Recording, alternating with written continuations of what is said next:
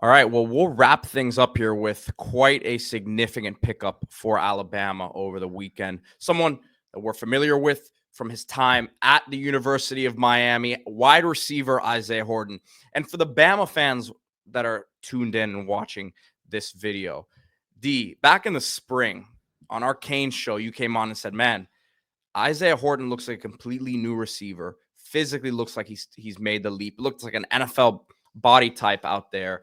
And boy, did he take a big leap. Had a huge breakout season for Miami this year with 56 catches, 616 yards, 5 touchdowns. Big body receiver, has some good speed for his size. If you're a Bama fan, I don't think you should expect him to be bodying guys out there, mossing guys consistently. He's not a jump ball receiver, but he's a big target. Again, like I said, has some speed for his size. And I think for as well as he played for Miami this year with Cam Ward, I think probably more of a deep threat than he showed this season. Yeah, like you mentioned, Pete, this was a blue chip receiver, right? Coming out of Tennessee, low 4-star. Miami signs him, develops him. Last year, meaning 2023, you saw him have a long touchdown catch against Texas A&M, which showed some of his explosiveness, but he, really wasn't there last year. Comes into the spring, whole new man, really worked on his body. This guy comes from a military family, good work ethic, and really just improved his physicality and his body type. Has a great spring, has a great camp, ends up emerging. Those in-breaking routes, which you're seeing on these highlights, that's where he really shined for Miami's top-ranked offense. It was the best offense in the country. He was a key part of that. It was those in-breaking routes, those slants.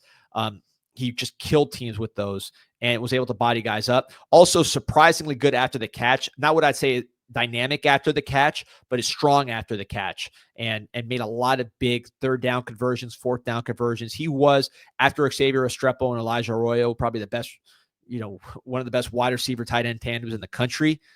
He was probably the next biggest target for Cam Ward. And I think the one thing you didn't see as much at this past year that we saw in practice is the ability, and you see here against Texas A&M, that ability to get deep and catch long balls. I think he does that extremely well. And if Alabama can get more out of it with Kalen DeBoer, I think you'll see a complete receiver. Not going to be mossing you. He's not that kind of 6'4" receiver that goes up over the top. Someone's going to be physical after the catch, physical on in-breaking routes, and then kill you on a post if you play him too tight. I think his best football's ahead of him. NFL receiver to me, first round, like Ryan Williams type receiver, I wouldn't say he's that. But if you're talking about a number 2 to Ryan Williams, this guy definitely can be a number 2, a really good number 2, to a great number 1 at Ryan Williams at the SEC level. And you feel very, very good about what you have at Isaiah Horton. I would say, again, aside from Ryan Williams, I thought he was better than Alabama's receivers this year and will be definitely an upgrade.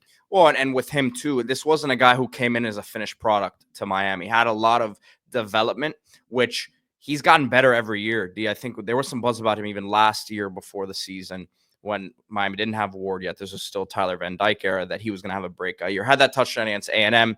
It didn't really all come together for him that year, but he's gotten better every year. Physically took a huge leap this past offseason.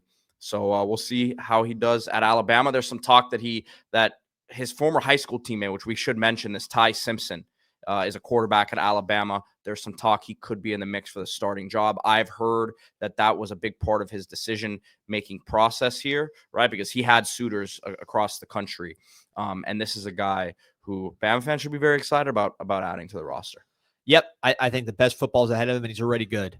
So how good can he be? We'll find out. That's up for Kalen DeBoer, who, by the way, has a pretty good track record with receivers. Had a first rounder and then 2 day 2 picks at Washington. A guy like Horton, I think, has a talent. Maybe not to be a day 1 pick like a Roma Dunze, but you look at McMillan and Polk, he could be in that tier with continued development.